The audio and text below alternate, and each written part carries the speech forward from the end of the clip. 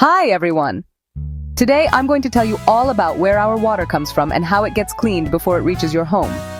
You might not think about it much, but water is really important, and every family uses a lot of it. Did you know that an average family of 4 uses about 180,000 liters of water in just 1 year? That's enough to fill up 4 huge tanker trucks. But here's the thing, not everyone has lots of water. In some places, people only get a few buckets each day. Some children even have to walk many kilometers to fetch water from a well or water hole.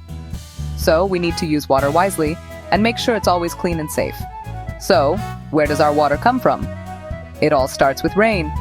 Rainwater fills rivers, lakes, and sometimes collects underground in wells. In cities and towns, we need even more water, so we build dams across rivers.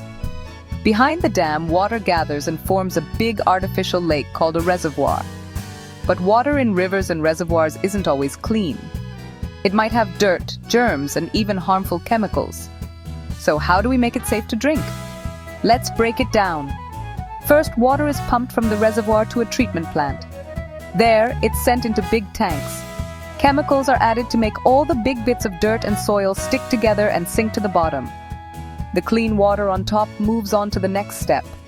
Next, the water flows through filters made of sand and gravel, which catch the tiny bits of dirt. Even though the water looks clean now, there might be invisible germs, so a special gas called chlorine is added to kill them. In some places, fluoride is also added to help keep your teeth healthy.